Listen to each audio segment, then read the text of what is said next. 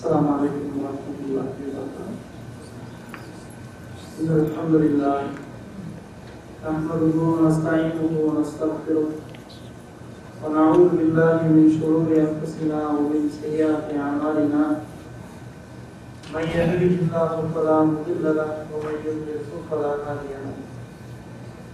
وأشهد أن لا إله إلا الله وأشهد أن محمدا عبده ورسوله أما بعد.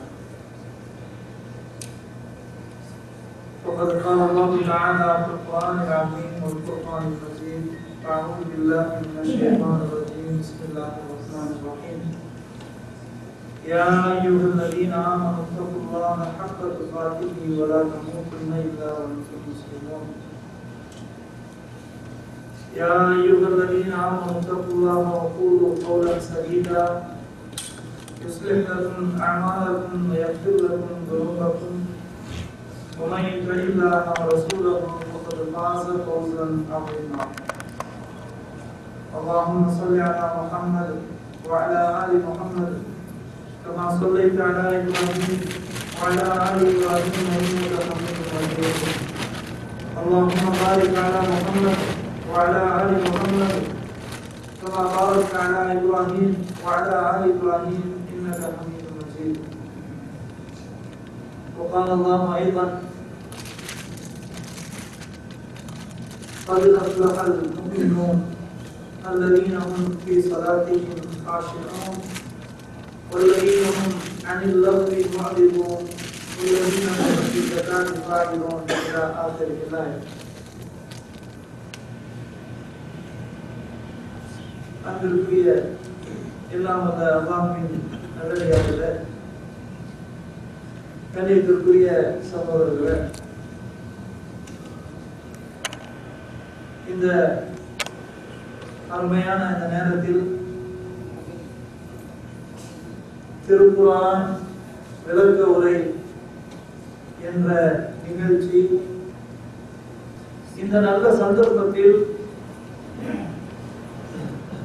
அல்லாஹ்வினுடைய வேதமாகிய திருமறை குர்ஆனினுடைய விளக்கங்களை நாம் பெற வேண்டும். பெற்ற விளக்கத்தை நாம் நம்முடைய செயல் வடிவத்தில் கொண்டு வர வேண்டும். எதை நாம் செயல் வடிவமாக கொண்டு வருகிறோமோ, தெரியாத பிற மக்களிடம் எடுத்து சொல்ல வேண்டும் என்ற ஒரு அழகான சிந்தனையோடு நாம் கொண்டு கொண்டிருக்கிறோம். இந்த நேரத்தில் திருக்குர்ஆனுடைய விளக்க உரையை துவங்குவதற்கு முன்னால் ஒரு சில அடிப்படையான விஷயங்களை உங்களோடு நான் பகிர்ந்து கொள்ளலாம் என்று ஆசைப்படுகிறேன். இன்ஷா அல்லாஹ். பொதுவாக திருக்குர்ஆன் ஓதக்கூடிய அந்த சபை, திருக்குர்ஆன் அதை பற்றி பாடம் நடத்தக்கூடிய ஒரு சபையினுடைய முக்கியமான விஷயத்தை பெருமானார் ஸல்லல்லாஹு அலைஹி வஸல்லம் அவர்கள் சொல்லும்போது, மா ஜலஸ கௌமுன் ஃபீ பைத்தின் மின் புயூத்தில்லாஹ் யத்லூன கிதாபல்லாஹ் ويتدارسونه بينهم إلا نزلت عليهم السكينة وغشيتهم الرحمة وذكرهم الله في من عنده أو كما قال النبي صلى الله عليه وسلم. பெருமானார் ஸல்லல்லாஹு அலைஹி வஸல்லம் அவர்கள் சொன்னார்கள், எந்த ஒரு சபையில் ஒரு கூட்டம் அல்லாஹ்வினுடைய வேதத்தை ஓதி அதை பற்றியுள்ள ஒருவருக்கொருவர் பாடம் நடத்தி அல்லாஹ்வை நினைவு கூறக்கூடிய இந்த சபையில் மாணவர்கள் அவர்களை சூழ்ந்து இருக்கிறார்கள், அல்லாஹ்வினுடைய அந்த அமைதி நிம்மதி அவர்களுக்கு இறங்குகின்றன, அல்லாஹ்வினுடைய ரஹ்மத் அருள் இறங்குகின்றன, அல்லாஹ் இவர்களை நினைவு கூறுகிறார் என்று பெருமானார் ஸல்லல்லாஹு அலைஹி வஸல்லம் அவர்கள் சொன்னார்கள். அப்ப இந்த சபை குர்ஆனை பற்றி பேசக்கூடிய இந்த சபை ஒரு முக்கியமான ஒரு சபை. அதற்கென்று ஒரு தனி மரியாதை இருக்கிறது. நாம் என்ன நினைக்கலாம், இந்த கூட்டம் ஒரு சிறிய கூட்டம், மிகப்பெரிய பிரம்மாண்டமான ஒரு மாநாடு அளவுள்ள ஒரு கூட்டம் அல்ல என்று நாம் நினைக்கலாம். ஆனால் அல்லாஹ்வினுடைய பார்வையில் இந்த சின்னஞ்சிறு சபை, அல்லாஹ்வினுடைய வேதத்தை பாடமாக பெறக்கூடிய இந்த சபை, அல்லாஹ்வை நினைவு கூறக்கூடிய இந்த சபை, வானவர்களை அல்லாஹ் அனுப்பி ஒரு நிம்மதி, அல்லாஹ் இங்கு ஒரு அமைதி இறக்கி அல்லாஹ்வினுடைய ரஹ்மத்தை அல்லாஹ் நமக்கு இறக்கிறார் என்று சொன்னால் மிகப்பெரிய ஒரு பிரம்மாண்டமான மரியாதைக்குரிய ஒரு சபையில் நாம் அமர்ந்திருக்கிறோம். நம்முடைய வேலைகளை விட்டு ஒதுக்கிவிட்டு நம்முடைய நேரங்களை இதற்காக நாம் செலவழிக்கிறோமே. எத்தனையோ நஷ்டவாளிகள் அல்லாஹ்வினுடைய வசனங்களை கேட்காமல் அல்லது அல்லாஹ்வினுடைய வசனங்கள் எங்கு ஓதப்படுகிறதோ, எங்கு அதை பற்றி பேசப்படுகிறதோ நாம் அங்கு இருக்கக்கூடாது என்று நினைக்கக்கூடிய நஷ்டவாளிகள் இருக்கிறார்களே, அவர்களை விட நாம் மிகப்பெரிய பாக்கியவான்கள் என்பதை நாம் ஆரம்பத்திலே தெளிவாக புரிந்து கொள்ள வேண்டும். அதே போன்று திருமறை குர்ஆனோடு தொடர்பு நம்மிடத்தில் மிகவும் கம்மியாக இருக்கிறது, மிக குறைவாக இருக்கிறது. திருமறை குர்ஆனுடைய அந்த அல்லாஹ்வினுடைய அந்த கலாமை ஓதுவதற்கோ படிப்பதற்கோ பொருளை உணர்வதற்கோ நாம் மிகவும் பின்தங்கிய நிலையில் இருக்கிறோம் என்பதை நாம் ஒத்துக்கொள்ள வேண்டிய ஒரு சூழ்நிலை. ஆனால் நீங்கள் மற்றவர்களை எடுத்துக்கொண்டால், அதாவது மாற்றாளர்களை எடுத்துக்கொண்டால், தங்களுடைய வேதமாகிய கிறிஸ்தவர்களை எடுத்துக்கொண்டால் பைபிளை அவர்கள் தங்களுடைய கைகளிலே வைத்துக் கொண்டிருப்பார்கள். அவர்கள் அவர்களுடைய ஜெப ஆலயத்திற்கு செல்வார்களேயானால் அவர்களுடைய ஒவ்வொரு கையிலும் பைபிள் இருக்கும். அது மாத்திரமல்ல, அந்த பைபிளை கொண்டு பிற மக்களுக்கு பரப்பக்கூடிய ஒரு நிலை அவர்களிடத்தில் இருக்கிறது. தெருக்களிலே, பஸ் ஸ்டாண்டுகளிலே, ஹாஸ்பிட்டல் மருத்துவமனையிலே இப்படி அவர்களுடைய பிரச்சார அந்த பயணம் இருக்கிறது, மிக கடுமையாக இருக்கிறது. ஆனால் நாமோ மிகவும் பின்தங்கிய ஒரு நிலையில் இருக்கிறோம். உண்மையை ஒப்புக்கொள்ள வேண்டும் என்றால் தொழுகையில் ஒவ்வொரு ரக்காத்திலும் ஓதக்கூடிய ஒரு முக்கியமான அத்தியாயம்,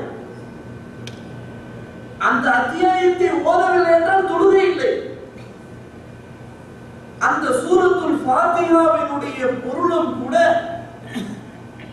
நம் அதிகமான மக்களுக்கு தெரியாத ஒரு நிலைமையில் தான் நாம் இருக்கிறோம். அப்படியானால் அல்லாஹ் ரப்பல் ஆலமீன் இந்த திருமறை குர்ஆனை ஏன் நமக்கு இறக்கி அருள் புரிந்தார்? அல்லாஹ் ஏன் நமக்கு ஒரு வாழ்க்கை நெறியாக திருமறை குர்ஆனை நமக்கு தந்திருக்கிறான் என்பதை நாம் ஒரு கணம் சிந்திக்க கடமைப்பட்டிருக்கிறோம். பொதுவாக திருமறை குர்ஆனுடைய அந்த பொருளை விளங்குவதற்கோ சிந்திப்பதற்கோ அல்லாஹ் மிகவும் எளிமையாக வைத்திருக்கிறார்.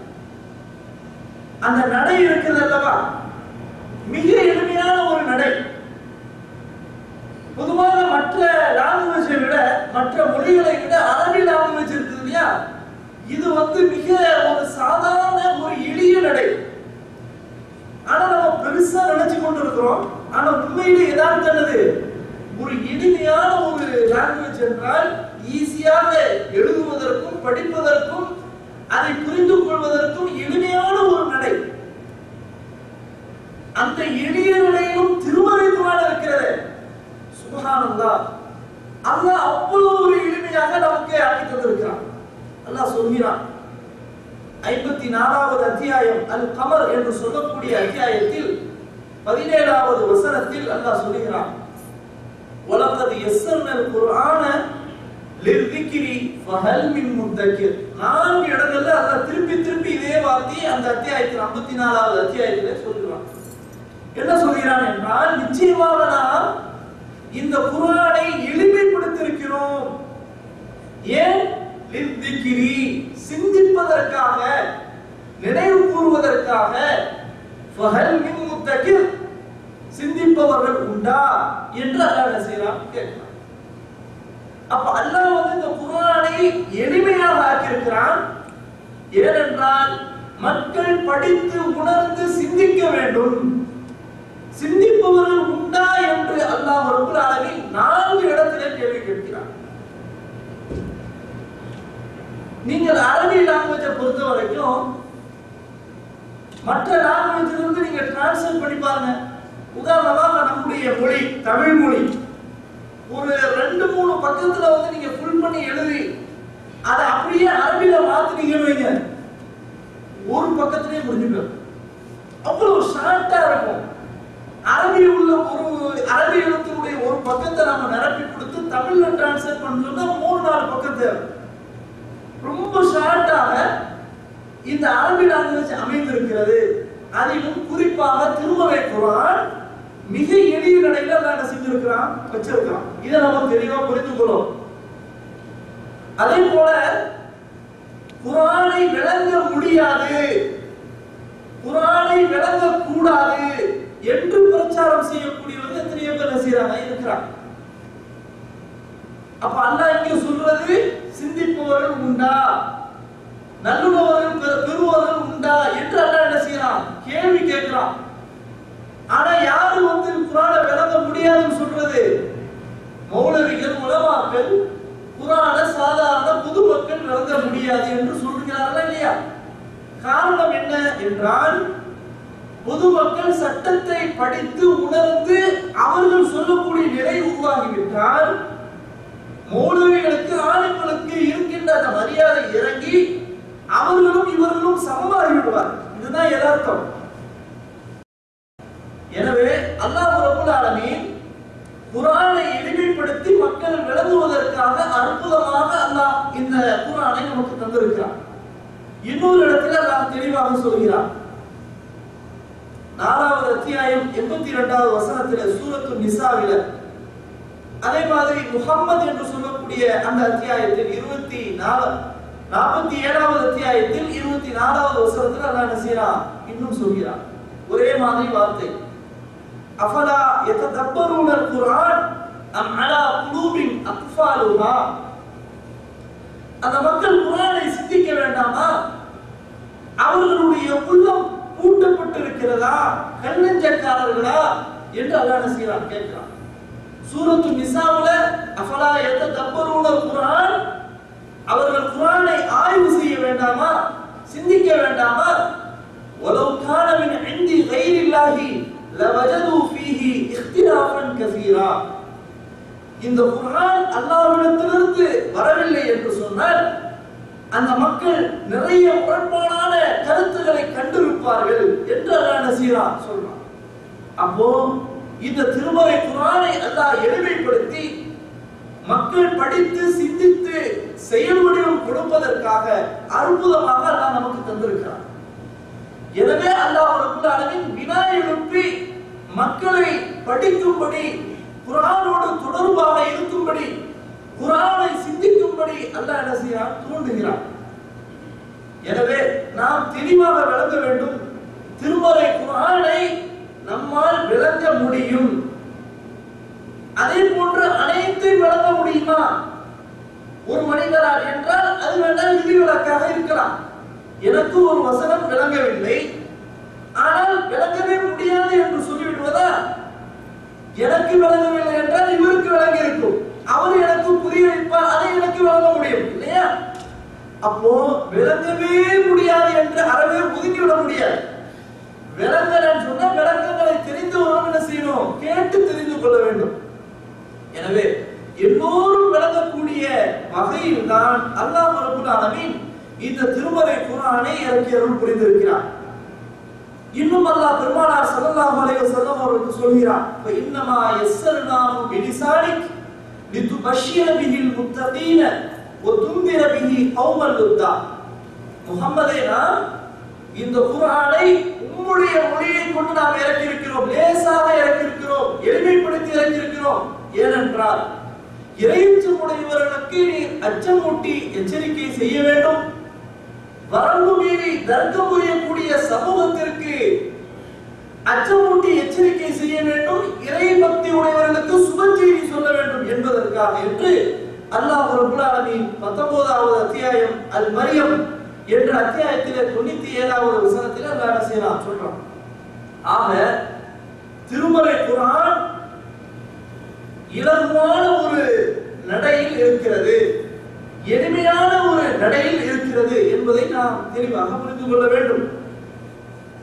நீங்கள் கேட்கலாம், நம்முடைய லாங்குவேஜ் தான் அரபி இல்லையே, அரபி விளங்காத. உண்மையில் சொல்ல போனால் ஏனைய அனைத்து லாங்குவேஜை விடவும் அரபி லாங்குவேஜ் ரொம்ப நீங்கள் கொஞ்சம் அதோடு தொடர்பு இருக்குமே, ஆனால் நீங்கள் அதை படிக்க வேண்டும் என்ற ஆர்வம் உங்களுக்கு முழு மனதோடு இருக்குமே, ஆனால் ஒரு மாதத்தில் நீங்கள் குர்ஆனை சரளமாக படிக்கக்கூடிய அளவிற்கு இன்ஷா அல்லாஹ் அமையும். அப்படிப்பட்ட ஒரு இலகுவான ஒரு நடை தான் திருமறை குர்ஆன். ஆனால் இந்த விஷயத்தை நாம் உண்மையை விளங்கிக் கொண்டதற்கு பின்னால் அதன் ஆர்வம் நம்மிடத்திலே அதிகம் ஏற்பட வேண்டும். இந்த குர்ஆனை படிக்கும் போது உள்ள ஒரு நன்மையை பெருமானார் ஸல்லல்லாஹு அலைஹி வஸல்லம் அவர்கள் அற்புதமாக சொல்லித் தந்தார்கள்.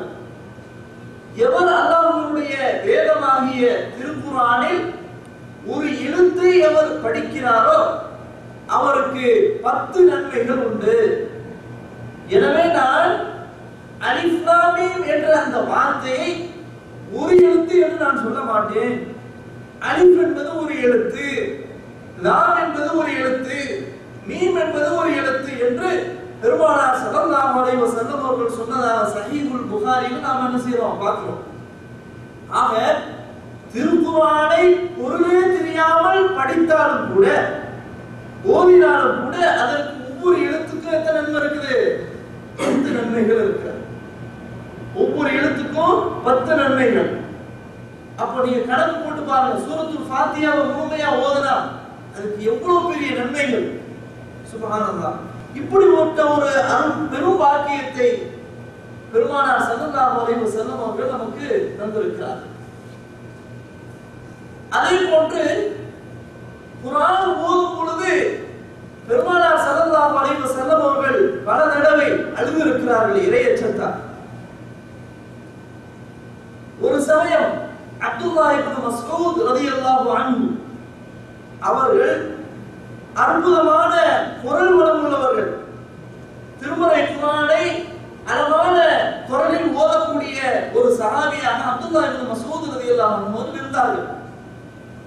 அந்த அப்துல்லாஹ் இப்னு மஸ்ஊத் ரலியல்லாஹு அன்ஹு அவர்கிட்ட பெருமானார் ஸல்லல்லாஹு அலைஹி வஸல்லம் அவர்கள் சொல்கிறார்கள், தோழரே எனக்கு நீங்கள் ஓதி காட்டுங்களேன், இக்ரா அலைய, எனக்கு நீங்கள் ஓதி காட்டுங்களேன் என்று சொல்லும்போது அப்துல்லாஹ் இப்னு மஸ்ஊத் ரலியல்லாஹு அன்ஹு சொல்றாங்க, அல்லாஹ்வின் தூதரே وكيف نقرأ وعليك انزل, நான் எப்படி உங்களுக்கு ஓதி காட்டுறது? உங்களுக்கு தான் இறக்கப்பட்டுச்சு இந்த வேதம், நான் எப்படி உங்களுக்கு ஓதி காட்டுவது என்று சொன்ன உடனே பெருமானார் ஸல்லல்லாஹு அலைஹி வஸல்லம் சொல்றாங்க, இன்னி உஹிப்பு அன் அஸ்மஅ மின் கைரி, நான் பிறர் ஓதுவதை கேட்பதை நான் விரும்புகிறேன், பிறர் ஓதுவதை அதை கேட்பதை நான் விரும்புகிறேன் என்று பெருமானார் ஸல்லல்லாஹு அலைஹி வஸல்லம் சொன்ன உடனே ஓதுறான். சூரத்துன் நிசா ஓதுறான். ஓதும் பொழுது அப்படியே போய்கிட்டு இருக்கிறாங்க. ஒரு வசனம் வருது, فَكَيْفَ إِذَا جِئْنَا مِنْ كُلِّ أُمَّةٍ بِشَهِيدٍ وَجِئْنَا بِكَ عَلَى هَؤُلَاءِ شَهِيدًا. இந்த வசனத்தை ஓதுன உடனே பெருமானார் ஸல்லல்லாஹு அலைஹி வஸல்லம் சொல்றாங்க, ஹஸ்புக்கலான், போதும் இப்ப நிறுத்தத, போதும்பா அப்படின்னு சொல்றாங்க. அப்துல்லாஹ் இப்னு மஸ்ஊத் அன்ஹு பெருமானார் ஸல்லல்லாஹு அலைஹி வஸல்லம் ஏன் இப்படி சொல்றாங்க அப்படின்னு சொல்லி கொஞ்சம் திரும்பி பார்க்கறாங்க. பார்த்தா தார தாரையா அழுது பெருமானார் ஸல்லல்லாஹு அலைஹி வஸல்லம் உடைய தாடி நனையக்கூடிய அளவுக்கு அழுது கொண்டே இருக்கிறார். என்ன காரணம்? அல்லாஹ் அந்த வசனத்துல என்ன சொல்றான் அப்படின்னு சொன்னா, முஹம்மதே, நாம் மறுமை நாளில் ஒவ்வொரு சமூகத்திலிருந்து ஒரு சாட்சி நாம் கொண்டு வந்து உண்மையும் நான் நிப்பாட்டி வைத்து அந்த சமூகத்தவருக்கு எதிரான உண்மை நாம் சாட்சி சொல்ல வைத்தால் உங்களுடைய நிலை எவ்வாறு இருக்கும்? சுப்ஹானல்லாஹ். பெருமானார் ஸல்லல்லாஹு அலைஹி வஸல்லம் தாங்க முடியல. அந்த மக்களுக்காக வேண்டியே பெருமானார் ஸல்லல்லாஹு அலைஹி வஸல்லம் அவர்கள் தங்களுடைய நேரங்களை ஒதுக்கி பல துன்பங்களை அடைந்து அல்லாஹ்வினுடைய ஓரிரை கொள்கை, அந்த மிகப்பெரிய பிரம்மாண்டமான அந்த அற்புதமான அந்த பொறுப்பை அந்த மக்களிடத்தில் ஒப்படைக்கும் போது அந்த மக்கள் தனக்கு எதிராக சாட்சி சொல்லக்கூடிய நிலை வந்தால் எவ்வாறு இருக்கும் என்று அந்த வசனத்தினுடைய அந்த தாக்கத்தினால் பெருமானார் ஸல்லல்லாஹு அலைஹி வஸல்லம் அவர்கள் அழுகிறார். அப்ப குர்ஆனுடைய வசனத்தினுடைய பொருளை நாம் உணர்ந்தால்தான் நமக்கு ஒரு இறையச்சம் ஏற்படும், ஒரு உள்ளச்சம் ஏற்படும். சூரத்துல் ஃபாத்திஹாவை நம்ம பள்ளி தொழும் போது ஓதும் போது அதனுடைய அந்த சிந்தனையோடு அல்ஹம்துலில்லாஹி ரப்பில் ஆலமீன், அகிலத்தாரின் இரட்சகனாகிய அல்லாஹ்வுக்கே எல்லா புகழும், அந்த ஒரு சிந்தனை, அந்த பொருள் அப்படியே நம்முடைய மன கண் முன்னால் கொண்டு வந்தாதான் தொழுகையில் என்ன இருக்கும்? இறையச்சம் இருக்கும். அர் ரஹ்மான் ரஹீம், அவன் அளவற்ற அருளாளன், நிகரற்ற அன்புடையோன், மாலிகி யௌமித்தீன், நியாய தீர்ப்பு நாளின் அதிபதி, இய்யாக நஅ்புது வ இய்யாக நஸ்தஈன், இறைவா உன்னை நாங்கள் வணங்குகிறோம், உன்னிடமே நாங்கள் உதவி தேடுகிறோம் என்ற அந்த பொருள் சிந்தனை அந்த தொழும்போது அந்த இறையச்சத்தோடு நம்முடைய தொடர்பு இருக்குமேயானால் நிச்சயமாக இறையச்சம் உள்ள ஒரு தொழுகை அந்த இடத்துல என்ன செய்யும்? இருக்கும்.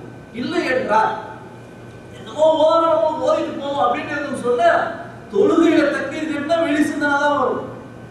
யாருக்கு என்ன கொடுக்கணும், எங்க போகணும், அடுத்தடுத்த வேலைகள் என்ன அப்படின்ற சிந்தனை. எப்ப இமாம் தொழுகையை சீக்கிரம் முடிப்பாரு, எப்ப சலாம் கொடுத்தவன உடனே ஓடலாம், அடுத்தடுத்த இப்படிதான் நம்முடைய சிந்தனைகள் இருக்குமே தவிர உண்மையிலேயே நீங்கள் பொருளை உணர்ந்து ஓதுவீர்களானால் அதனுடைய தாக்கம், அதனுடைய தாற்பயம், அது ஒரு தனி ஒரு அவ்வளவு பெரிய ஒரு அந்தஸ்து இருக்கிறது.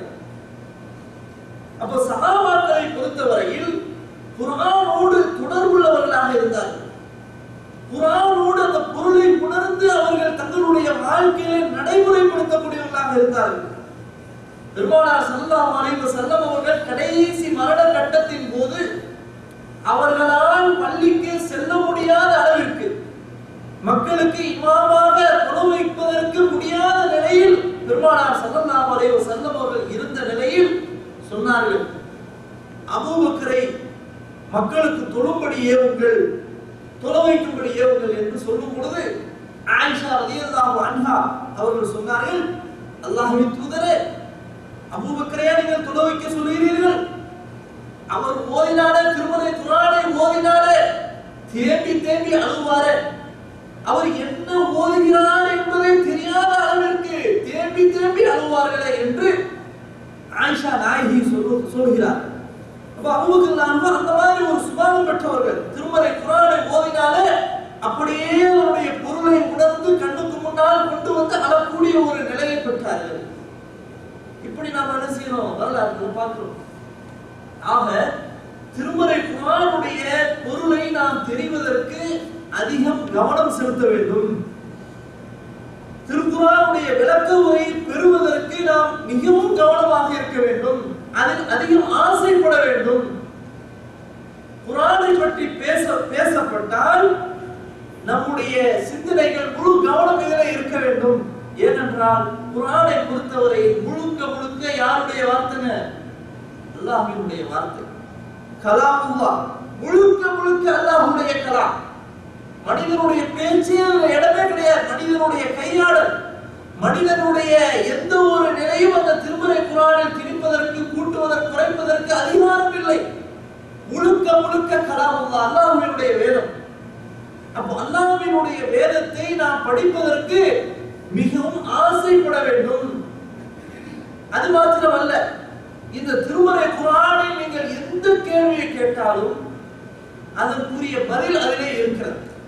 உங்களுடைய வாழ்க்கையில் என்ன பிரச்சனைகளாக இருந்தாலும், கொடுக்கல் வாங்கல், வியாபாரம், எந்த ஒரு துறையை நீங்கள் அணுகினாலும் அதில் நிச்சயமாக என்ன செய்யும்? இருக்கும்.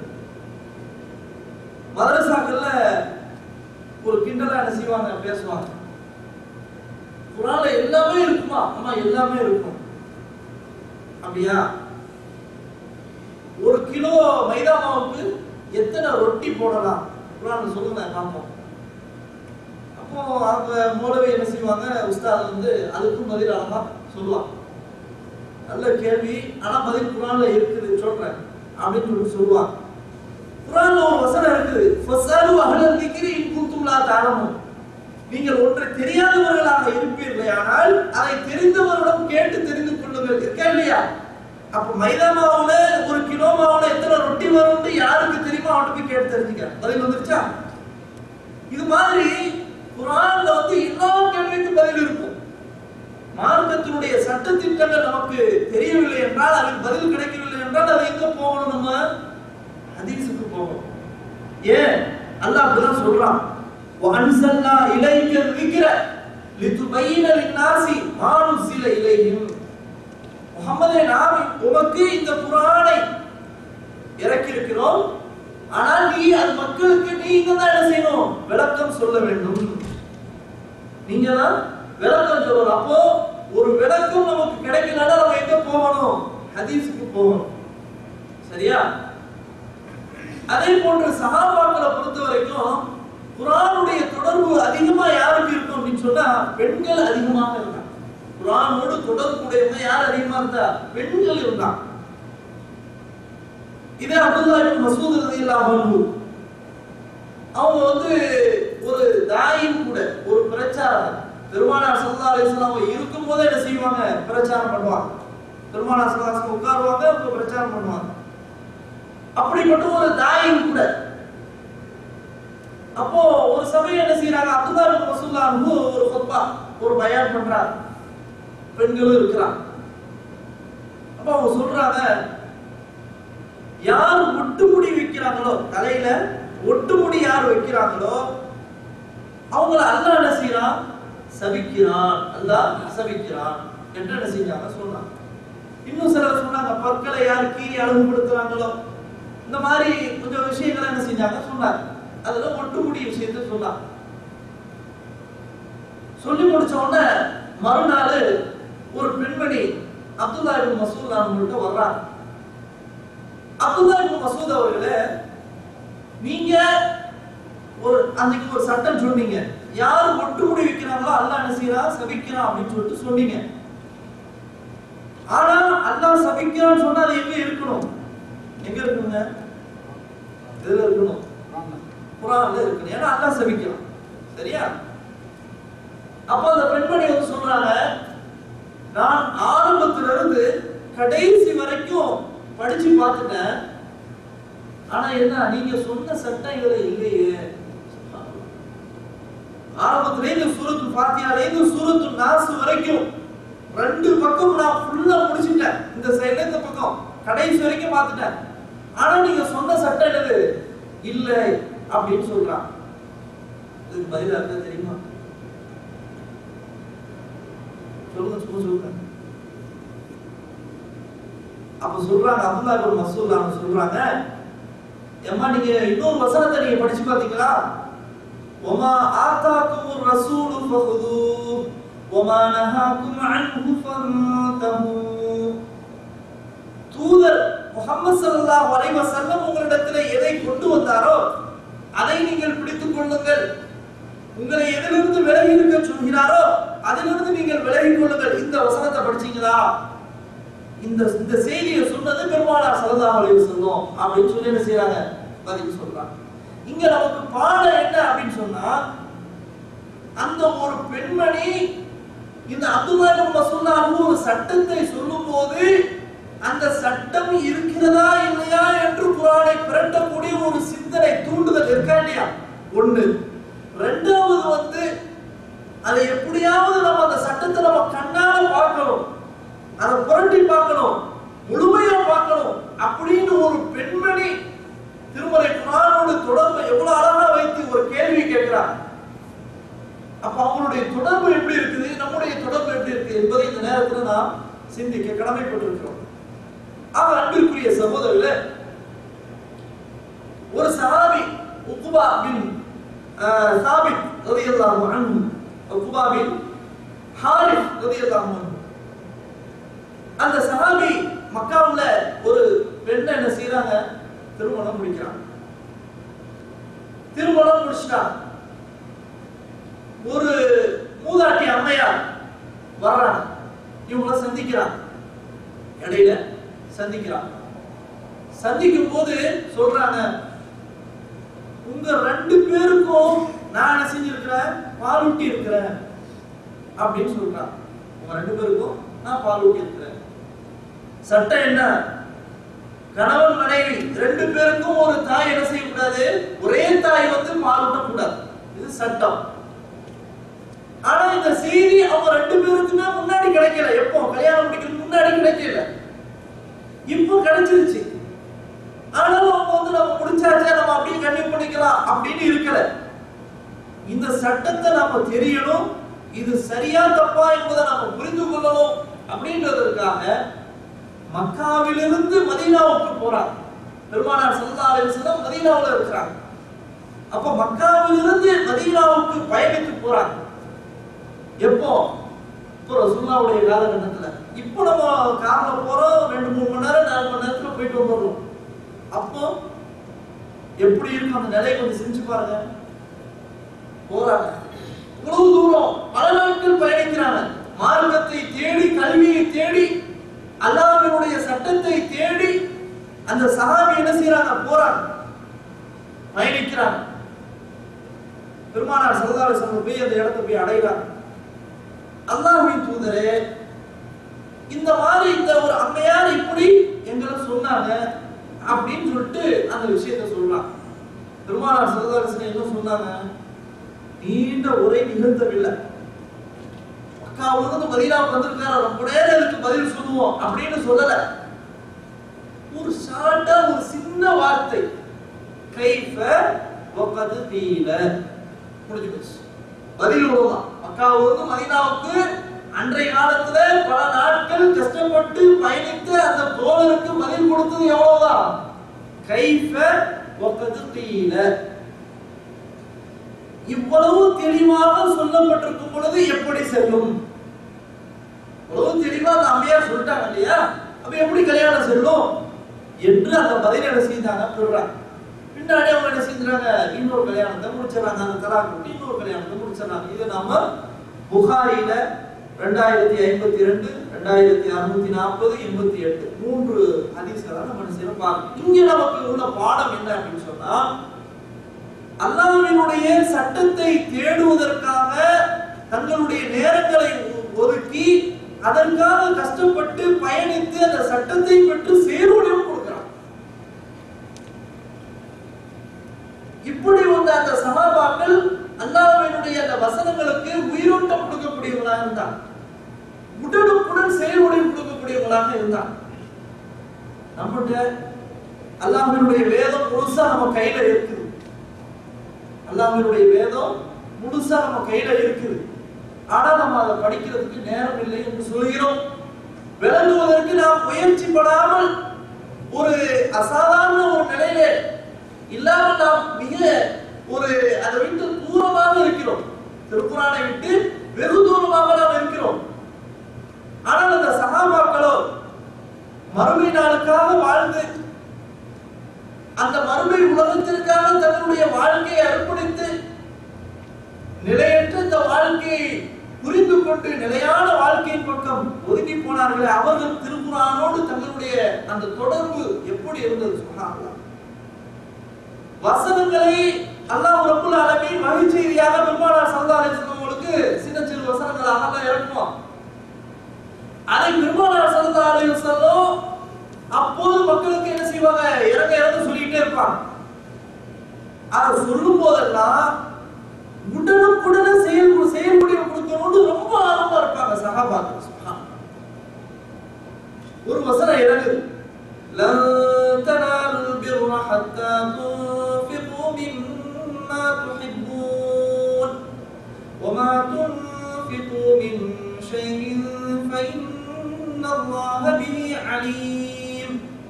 இந்த வசனம் அல்லாஹ் என்ன செய்யறான், இறக்குறான். பெருமானார் ஸல்லல்லாஹு அலைஹி வஸல்லம் என்ன செய்யறாங்க, மக்கள்கிட்ட ஒப்படைக்கிறாங்க. அபூ தல்ஹா ரலியல்லாஹு அன்ஹு என்ற நபி தோழர் அவர்களுக்கு என்று ஒரு அழகான ஒரு தோட்டம் இருந்தது. பைருஹா என்று சொல்லக்கூடிய ஒரு தோட்டம் இருந்தது. அந்த தோட்டம் மதீனாவிலே மஸ்ஜித் நபவியிலே பெருமானார் ஸல்லல்லாஹு அலைஹி வஸல்லம் அவருடைய பள்ளிக்கு முன்னாலே அமைந்திருந்தது. அதில் பல கனிவர்க்கங்களும் மதுரமான பானங்களும் அதில் என்ன செய்ய இருக்கும். பெருமானார் ஸல்லல்லாஹு அலைஹி வஸல்லம் அவர்கள் அந்த தோட்டத்திலே அமர்வார்கள், ஓய்வெடுப்பார்கள், நீர் அருந்துவார்கள். இப்படிப்பட்ட ஒரு அருமையான அந்த தோட்டத்தை பெற்றிருந்த அந்த அபூ தல்ஹா ரலியல்லாஹு அன்ஹு அவர்கள் அந்த தோட்டத்தை அதிகமாக நேசிக்கக்கூடியவர்கள். அல்லாஹ் எப்போது இந்த வசனத்தை இறக்கி வைத்து விட்டானோ, எந்த வசனம் இப்போது ஓதி காட்டின அந்த வசனம், அதில் அல்லாஹ் என்ன சொல்கிறான், நீங்கள் எதை அதிகமாக நேசிக்கிறீர்களோ விரும்புகிறீர்களோ அதில் அல்லாஹ்வினுடைய பாதையில செலவு செய்யாதவரை நீங்கள் ஒருபோதும் நன்மையை அடையவே முடியாது என்று அல்லாஹ் சொல்றான். எனவே நீங்கள் எதை செலவு செய்கிறீர்களோ அதை நிச்சயமாக அல்லாஹ் ஒவ்வொன்றையும் அறியக்கூடியவராக இருக்கிறார். இந்த வசனத்தை அந்த அபூ தல்ஹா ரலியல்லாஹு அன்ஹு அவர்கள் புரிந்து கொண்டு பெருமானார் ஸல்லல்லாஹு அலைஹி வஸல்லம் வர்றார். அல்லாஹ்வின் தூதரே, என்னுடைய செல்வத்திலேயே மிகவும் நேசிக்கக்கூடிய செல்வம் இந்த பைருஹா என்ற தோட்டம். ஆனால் அல்லாஹ் இந்த வசனத்தை இறக்கி வைத்து விட்டானே, நான் இப்பொழுதே இந்த தோட்டத்தை முழுமையாக நான் தர்மம் செய்து விடுகிறேன் என்று சொன்னார். பெருமானார் ஸல்லல்லாஹு அலைஹி வஸல்லம் அவர்கள் அதை உன்னுடைய குடும்பத்திற்கு முதல்ல என்ன செய், கொடுத்து விடு என்று சொன்னார். இப்ப இங்க உள்ள பாடம் என்ன அப்படின்னு சொன்னா, வசனம் இறங்கிய உடனே அதை செயல் வடிவம் கொடுக்க வேண்டும், அல்லாஹ்வினுடைய திருப்தியை பெற வேண்டும் என்று புறப்பட்டவர்கள் தான் யாரு? சஹாபாக்கள். ஆனா நம்மிடத்துல வசனங்கள் முழுமையா இருக்குது, ஆனா அந்த செயல் வடிவம் கொடுக்கிறதே இல்லை. அல்லாஹ்வினுடைய வசனங்கள் நம்மகிட்ட இருக்குது, அரபி தெரியாது அப்படின்னு சொன்னாங்க. ஒரு பேச்சுக்கு எங்களுக்கு அரபி விளங்காது அப்படின்னு சொன்ன விளங்காது அல்ல, முன்னாடியே நான் சொல்லிவிட்டேன். அரபி மொழி ஒரு எளிமையான மொழி, விளங்குவதற்கு, புரிந்து கொள்வதற்கு, சிந்திப்பதற்கு அருமையான மொழி. இதன் பக்கம் நாம் ஒரு மாசம் அல்லது 2 மாசம் இருந்தாலே அது ஆட்டோமேட்டிக்கா செஞ்சிடும், வந்துடும். சப்போஸ் உங்களுக்கு புரியவில்லை என்று சொன்னாலும் அதனுடைய டிரான்ஸ்லேட் தமிழாக்கம் எப்போதே என்ன செஞ்சு வந்துருச்சு. அப்துல் ஹமீத் பாக்கவி அவங்க தான் ஆரம்பத்தில் என்ன செஞ்சாங்க, டிரான்ஸ்லேட் பண்ணாங்க. அந்த டிரான்ஸ்லேட் தமிழாக்கத்தையுமா நமக்கு படிக்க முடியாது? இந்த தமிழாக்கத்தை நம்ம படித்து புரிய முடியாதா? மிகவும் பலவீனமான ஒரு சமூகமாக நாம் இருக்கிறோம். ஆனால் அந்த சஹாபாக்கள் வசனங்கள் இறங்க இறங்க செயல் வடிவம் கொடுக்க வேண்டும் என்று என்ன செஞ்சாங்க, ஆசைப்பட்டார்கள். செயல் வடிவம் கொடுத்தார்கள், அல்லாஹ்வினுடைய திருப்தியை பெற்றார்கள். ஆகவே திருக்குர்ஆனோடு தொடர்பு நமக்கு அதிகம் தேவை. திருக்குர்ஆனோடு ஒன்றை நாம் கலந்து விட வேண்டும். ஒவ்வொரு நபரிடமும் திருமறை குர்ஆன் டிரான்ஸ்லேட் குர்ஆனோடு ஒவ்வொரு நபரிடமும் இருக்க வேண்டும். எங்கு சென்றாலும் நம்முடைய கையில் அது என்ன செய்யணும், இருக்க வேண்டும். அல்லாஹ்வினுடைய கலாமை நாம் படிக்க வேண்டும். அல்லாஹ் என்ன சொல்றான், அல்லாஹ் என்ன மெசேஜ் வச்சிருக்கிறான் அப்படின்றத நாம் என்ன செய்யணும், சிந்திக்கணும். ஒவ்வொருவரும் சிந்திக்கணும். இன்றைக்கு மாற்றுமத நண்பர்கள் இஸ்லாத்திற்கு அணி அணியாக கூட்டம் கூட்டமாக இன்று வரையும் மறுமை நாள் வரையும் வருகை தந்து கொண்டிருக்கிறார்களே, வருவார்களே, அவர்கள் எதை காரணமாக எதை அடிப்படையாக வைத்து நுழைகிறார்கள்? நம்முடைய நடவடிக்கைகளை பார்த்தா, நம்முடைய பேச்சு நடவடிக்கைகள், நம்முடைய செயல் வடிவங்கள், நாம் வியாபாரத்துறையிலோ அல்லது மற்ற எந்த துறையிலோ நம்மை பார்த்து ஈர்க்கப்பட்டு கவர்ந்தா வருகிறார்கள்? இல்லை. அல்லாஹ்வினுடைய வேதத்தை, திருமறை குர்ஆனை படிக்கிறார்கள். அந்த அற்புதமான அல்லாஹ்வினுடைய அந்த வேதத்தை படித்து உணர்ந்து இஸ்லாத்திற்கு நுழைகிறார்கள். அவ்வளவு மிக பிரமாண்டமான ஒரு அற்புதமான அல்லாஹ் அந்த குர்ஆனை என்ன செஞ்சிருக்கிறான், வடிவமைத்திருக்கிறான். இந்த குர்ஆனை பொறுத்தவரைக்கும் அழகான இலக்கிய நடைகள், வாசிப்பதற்கு, படிப்பதற்கு, உச்சரிப்பதற்கு அற்புதமாக என்ன செஞ்சிருக்கிறான், வச்சிருக்கிறான். இதை நீங்கள் உண்மையிலேயே அதை ஓதும் போது ரசித்து ஓதுவீர்களானால் உண்மையான சுவையை நீங்கள் பெற்றுக் கொள்வீர்கள். அவ்வளவு அற்புதமா அல்லாஹ் என்ன செஞ்சிருக்கிறான், இலக்கிய நடையோடு அல்லாஹ் அமைத்திருக்கிறான். வஷம்ஸி வதுஹாஹா வல்கமரி இதா தலாஹா வன்னஹாரி இதா ஜல்லாஹா. சுப்ஹானல்லாஹ், அவ்வளவு அற்புதமான இதா சுல்சிலத்தில் அர்து ஜில்சாலஹா வஅக்ரஜத்தில்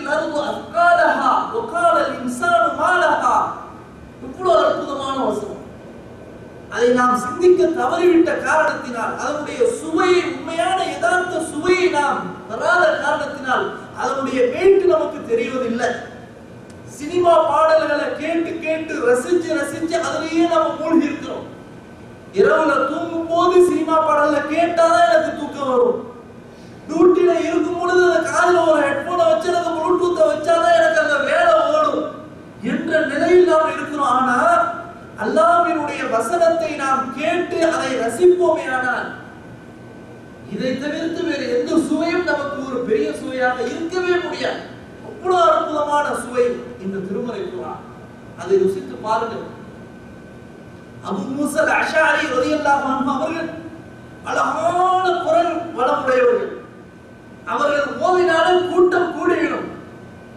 அவர்கள் வீட்டிலிருந்து ஓதும் போது ஜன்னலுக்கு பின்னாடி வெளியே இருந்து கூட்டமாக சஹாபாக்கள் அப்படியே செவியிட்டுக் கொண்டிருப்பார்கள். பிறகு வெளியே பார்க்கும் பொழுது கூட்டம் இருக்கும். அப்போ சொல்லுவாங்க அபூ மூஸா அல்-அஷ்அரி ரலியல்லாஹு அன்ஹு, நீங்கள் இப்படி இருந்து கேட்பீர்கள் என்று சொன்னால் நான் இன்னும் அழகுபடுத்தி இன்னும் நிறைய ஓதிருப்பேன் என்று என்ன செய்வாங்க, அபூ மூஸா அல்-அஷ்அரி ரலியல்லாஹு அன்ஹு சொல்லுவாங்க. அப்போ அப்படிப்பட்ட ஒரு திருமறை குர்ஆனோடு நம்முடைய அந்த ஒரு தொடர்பு என்ன செய்திருக்கணும், ஒன்றரை இணைந்து இருக்கணும். அது மாதிரி அல்லாஹ் சொல்றான், وَإِذَا سَمِعُوا مَا أُنزِلَ إِلَى الرَّسُولِ تَرَى أَعْيُنَهُمْ تَفِيضُ مِنَ الدَّمْعِ مِمَّا عَرَفُوا مِنَ الْحَقِّ يَقُولُونَ رَبَّنَا آمَنَّا فَاكْتُبْنَا مَعَ الشَّاهِدِينَ وَمَا لَنَا لَا نُؤْمِنُ بِاللَّهِ وَمَا جَاءَنَا مِنَ الْحَقِّ وَنَطْمَعُ أَن يُدْخِلَنَا رَبُّنَا مَعَ الْقَوْمِ الصَّالِحِينَ. அல்லாஹ் சொல்கிறான், நல்ல மக்கள், நல்ல அடியார்கள் அவர்கள் எப்படிப்பட்டவர்கள் என்றால், அவர்களுக்கு இறங்கிய அந்த வேதத்தை அவர்கள் செவியுறுவார்களானால், இதுதான் சத்தியம் என்று அறிந்து கொண்டு அவர்கள் இதை செவியுறுவார்களானால், முஹம்மதை நீங்கள் அவர்களுடைய கண்களை பார்ப்பீர்கள், அவர்களுடைய கண்களிலிருந்து நீர்கள் அப்படியே கொட்டும். அதோடு மட்டுமல்ல, அவர்கள் துஆ செய்வார்கள். கேட்டதற்கு பின்னாடி துஆ செய்வார்கள், இறைவா, எங்களுடைய இறைவா, உன்னுடைய வேதத்தை நாங்கள் நம்பிக்கை கொண்டோம். இந்த வேதத்தை யார் நம்பிக்கை கொண்டு சாட்சி அளிக்கிறார்களோ அவர்களோடு எங்களை நீ ஆக்கியுள்ளாயா. உமாலனா லா நுமினு பில்லாஹ், எங்களுக்கு என்ன ஆகிவிட்டது, அல்லாஹ்வை நாங்கள் நம்பாம இருப்போமா? உமா ஜாஅனா மினல் ஹக், சத்தியம் எங்களிடம் வந்ததற்கு பின்னர் அல்லாஹ்வை நாங்கள் நம்பிக்கை கொள்ளாமல் இருப்போமா? வனத்மஉ அன் யுத்கிலனா ரப்புனா மஅல் கௌமி ஸாலிஹீன், நல்ல சமூகத்தோடு நல்ல கூட்டத்தாரோடு எங்களை இணைக்க வேண்டும் என்று நாங்கள் ஆசிக்கிறோம் என்று அல்லாஹ் என்ன செய்யறான், சூரத்துல் அல்-மாயிதா என்று சொல்லக்கூடிய 5வது அத்தியாயத்தின் 24வது வசனத்துல சொல்றான். அப்போ குர்ஆனுடைய அந்த வார்த்தைகள் ஓதப்படுமையானால், சொல்லப்படுமையானால் அது என்ன வரணும், ஒரு ரசிப்பு வரணும். அடுத்தது அதனுடைய பொருளை உணர்ந்து நம்முடைய கண்கள் இருந்து என்ன செய்யணும், நீர் வர வேண்டும் என்று அல்லாஹ் என்ன செய்யறான், நல்லவருடைய பட்டியலை சொல்றான். ஆக இப்போ இதுவரைக்கும் நான் ஒரு பீடிகை தான் சொல்லிட்டு இருக்கேன், இன்னும் கிளாஸ் ஆரம்பிக்கல. இதுவரைக்கும் குர்ஆனோடு தொடர்பு நமக்கு எப்படி இருக்கணும், அதனுடைய அவசியம் என்ன, முக்கியத்துவம் என்ன, அததான் என்ன செய்யறேன் சொல்லிட்டு இருக்கிறேன். இன்ஷா அல்லாஹ் இதுல ஒரு வசனம் மட்டும் ஆரம்பிச்சு விடுவோம். அதுக்கு பிறகு நம்ம என்ன செய்வோம், தொடர்ந்து அதனுடைய நேரங்கள் வரும்போது ஸ்டார்ட் பண்ணுவோம். அப்ப இவ்வளோ என்ன செய்யுங்க, தெளிவாக விளங்கிக் கொள்ளுங்க. குர்ஆனோடு தொடர்பு நம்மளுக்கு அதிகம் இருக்கணும். மீண்டும் மீண்டும் சொல்கிறேன், எப்பொழுதும் நம்முடைய கையில என்ன செய்யணும், ஒரு குர்ஆன் இருக்கணும். நம்முடைய வாழ்க்கை புத்தகம், இது சாதாரண புத்தகம் கிடையாது, நம்முடைய வாழ்வியல் புத்தகம், நம்முடைய வாழ்க்கை கேடு. இது எப்பொழுது இந்த சட்டங்களை நம்ம என்ன செய்யணும், தெரியாத ஒன்று என்ன செய்யணும், தெரிஞ்சவங்கள்ட்ட கேட்டு தெரிந்து கொள்ளணும். ஏன்னா இது அல்லாஹ்வுடைய மெசேஜ், முழுக்க முழுக்க அல்லாஹ்வுடைய மெசேஜ். நம்ம சாதாரணமா ஒரு இடத்துல பணிபுரிகிறோம் என்றால் நமக்கு தெரியாத வேலையில நம்ம வந்திருப்போம். ஆனா அதை தெரிந்து கொள்ள வேண்டும் என்பதற்காக தெரிந்து கொண்டவற்றை எவ்வளவு முயற்சி செய்வோம், அதற்காக எவ்வளவு பெரிய பாடுபடுவோம். அது போன்று நமக்கு மேலுள்ளவர்களோடு நல்ல பேர் வாங்குவதற்காக அந்த வேலையை செய்வதற்கு அழகா நம்ம என்ன செய்வோம், முயற்சி பண்ணுவோம். இன்னும் பல சூப்பர் மார்க்கெட் அந்த மாதிரி கடைகள்ல வேலை பார்க்கிறவங்க பொருள்களுடைய பேர் அரபில தெரியாது, அதற்கு எவ்வளவு முயற்சி. அப்போ பொருளாதாரத்தை சம்பாதிப்பதற்காக, உலக ஆதாயத்திற்காக நாம் நேரங்களை ஒதுக்கிறோம். அதே போன்று அதை படிப்பதற்கு முயற்சிகளை எடுக்கிறோம் இல்லையா? அதே சமயத்துல திருமறை குர்ஆனோடு நாம் படிப்பதற்கு சிந்திப்பதற்கு நாம் முயற்சி இல்லை என்றால் நிச்சயமாக நாம் நஷ்டவாளிகள் என்பதை புரிந்து கொண்டு குர்ஆனோடு தொடர்பு என்ன செய்யணும், நமக்கு இருக்கணும். குர்ஆனுடைய படிப்பு அது படிப்பதற்கு எளிமையான ஒரு லாங்குவேஜ் என்பதை நம்ம அடிப்படையா விளைக்கணும். இன்ஷா அல்லாஹ் முதலாக இப்போ சூரத்துல் மூமினூன் என்ற அத்தியாயத்தை நாம் என்ன செய்வோம், கிளாஸ் எடுப்போம். 23வது அத்தியாயம். இந்த சூரத்துல் மூமினூன் என்ற அந்த அத்தியாயங்களில் மூமின்கள் இறை விசுவாசிகள் எப்படியெல்லாம் இருக்க வேண்டும், அவரிடத்தில் இருக்க வேண்டிய பண்புகள் என்ன என்பதை அல்லாஹ் ரப்பல் ஆலமீன் அளவுபடுத்தி அழகாக சொல்லி தருகிறார். அதுல ஒரு வசனம் மட்டும் இன்னைக்கு பார்ப்போம். கது அஃப்லஹல் முஃமினூன். அல்லாஹ் ஆரம்பத்துல அந்த வசனத்தை சொல்றான். கது அஃப்லஹல் முஃமினூன். நிச்சயமாக இறை விசுவாசிகள் வெற்றி பெற்று விட்டார்கள். கது என்றால் நிச்சயமாக, அஃப்லஹ என்றால் வெற்றி பெற்றான், அல் முஃமினூன் என்றால் விசுவாசிகள். எனவே விசுவாசிகள் என்ற அங்க புளூரலாக பன்மை சொல்லாக வரும் பொழுது அந்த அஃப்லஹ என்பது என்னது, அதுவும் புளூரலாக மாற்றி விட வேண்டும். அதாவது சின்னமாக மூமின்கள் வெற்றி பெற்று விட்டார்கள். நீங்கள் குர்ஆன்ல எங்க பார்த்தாலும் சரி, கது என்ற வார்த்தைக்கு பிறகு இறந்த கால வினைச்சொல் பாஸ்ட் டென்ஸ் வருமையானால், உதாரணமா சாம நோன்பு வைத்தான், கது சாம அப்படின்னா நிச்சயமாக நோன்பு வைத்தான். நாம அப்படின்னா தூங்குனான், கது நாமனா நிச்சயமாக தூங்குனான். அதே மாதிரி அல்லாஹ் என்ன செய்யறான், கது அஃப்லஹ நிச்சயமாக வெற்றி பெற்றார்கள். யாரு? அல் முஃமினூன். முஃமின் என்ற அந்த வார்த்தைக்கு பன்மை சொல்றா என்னது, முஃமினூன். அப்போ கது அஃப்லஹல் முஃமினூன், மூமின்கள் நிச்சயமாக வெற்றி பெற்று விட்டார்கள். மூமின்கள்னா யாரு? அல்லாஹ் யார சொல்றான்? யார சொல்றான்? சஹாபாக்களை சொல்றான். முதல்ல அவங்க தானே ஈமான் கொண்டவங்க. அல்லாஹ் அவங்களுக்கு தானே இறக்குறான். முதல்ல அவங்களுடைய பண்பு அல்லாஹ் என்ன செய்யறான், சொல்றான். ஆனாலும் இந்த பண்பு நம்மிடத்துல இருக்குமே, ஆனாலும் நாம தான் வெற்றி பெற்றவர்கள் தான். ஆனா அல்லாஹ் இங்க சொல்லக்கூடிய அந்த பண்பாளர்கள் யார சொல்றான்னு சொன்னா சஹாபாக்கள் சொல்றான். அப்ப மூமின்கள் இறை விசுவாசிகள் வெற்றி பெற்று விட்டார்கள், அல்லாஹ் சொல்லக்கூடிய வார்த்தை. அப்போ வெற்றி பெற்றார்கள் என்று அல்லாஹ் சொல்கிறான் என்றால் மிக பிரமாண்டமான மிகப்பெரிய ஒரு வெற்றி அடைந்திருக்கிறார்கள் அந்த மூமின்கள், அந்த சஹாபாக்கள். வெற்றி அடைவதற்கான காரணம் என்ன, ஏன் எப்படி வெற்றி பெற்றார்கள் என்பதை அல்லாஹ் என்ன செய்யறான், தொடர்ச்சியா சொல்றான். அதுல 10 வசனங்கள்ல முடிவு கொண்டு வரும் பொழுது என்ன வெற்றி அல்லாஹ் சொல்றான்னு சொன்னா, ஜன்னத்துல் ஃபிர்தௌஸ் என்ற அந்த சுவர்க்க சோலை இவர்களுக்கு கிடைக்க போகிறது என்ற வெற்றியை அவர்கள் அடைந்தார்கள் என்று சொல்றான். அப்போ அந்த ஜன்னத்துல் ஃபிர்தௌஸ் சுவர்க்கத்திலேயே மிகப்பெரிய ஒரு சுவர்க்கம், அந்த சுவர்க்க வாசல் என்றால் ஜன்னத்துல் ஃபிர்தௌஸ். இந்த உயர்ந்த அந்த ஜன்னத்துல் ஃபிர்தௌஸை அடைவதற்கு சில காரணங்களை அல்லாஹ் என்ன செய்யறான், பட்டியலிடுகிறான். அந்த பட்டியல் என்ன என்பதை இன்ஷா அல்லாஹ் நம்ம என்ன செய்வோம், வரக்கூடிய நாட்களில் பார்ப்போம். அது மாதிரி மூமின் என்றால் அதற்கு அல்லாஹ் என்ன செய்யறான், இன்னொரு வசனத்துல விளக்கம் கொடுக்கிறான். ஒரு வசனத்துல விளக்கம் தெரியலன்னா இன்னொரு வசனத்துல அல்லாஹ் என்ன செஞ்சிருப்பான், கொடுத்திருப்பான். ஒவ்வொரு வசனங்களும் ஒவ்வொரு வசனங்களுக்கு என்ன செய்யும், விளக்கம் கொடுத்துக்கிட்டே இருக்கும், பரிபூர்ண அடைஞ்சிட்டே இருக்கும். அது மாதிரி அல்லாஹ் என்ன செய்யணும், ஒரு இடத்துல மட்டும் இதுக்கு ஒரு விளக்கம் சொல்றான். மன் அமில சாலிஹன் மின் ஸக்கரின் அவ் உன்ஸா. யார் மூமின் என்றால் அவர் நல்ல காரியங்களை செய்ய வேண்டும். ஆணாக இருந்தாலும் சரி, பெண்ணாக இருந்தாலும் சரி, நன்மையான காரியங்களை எவர் செய்கிறாரோ அவர் முஃமின். ஃபலனுஹியன்னஹு ஹயாத்தன் தய்யிபா. அவரை நாம் தூய்மையான வாழ்க்கையை நாம் வாழ வைக்கிறோம். வலனஜ்ஸியன்னஹும் அஜ்ரஹும் பிஅஹ்ஸனி மா கானூ யஅமலூன்.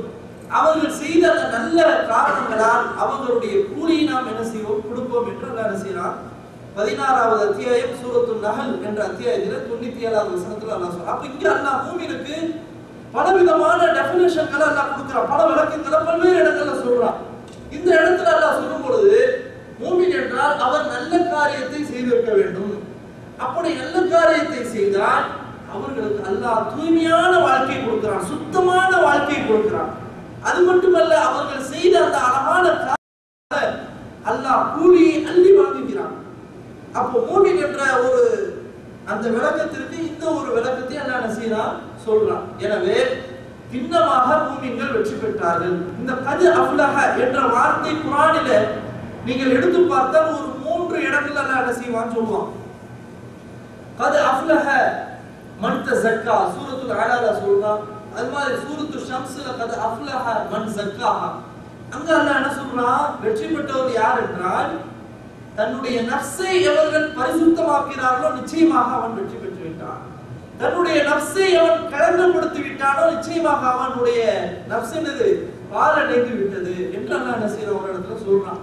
அப்போ ஆக அல்லாஹ் ரப்பல் ஆலமீன் இந்த இடத்துல மூமின்களை பற்றி வெற்றி பெற்றார்கள், சுவர்க்கத்தை பெறப் போகிறார்கள் என்று சொல்கிறான். எனவே அந்த விளக்கங்களை இன்ஷா அல்லாஹ் வரக்கூடிய நாட்களில் பார்ப்போம். இன்ஷா அல்லாஹ் இனிமேல் தொடர்ந்து வரக்கூடிய அந்த ஒரு நிலையை நீங்க என்ன செய்யுங்க, ஏற்படுத்திக் கொள்ளுங்க. தொடர்ந்து இன்ஷா அல்லாஹ் ஒவ்வொரு திங்கட்கிழமையும் இது போன்ற குர்ஆன் விளக்க உரை என்ன செய்யும் நடக்கும்.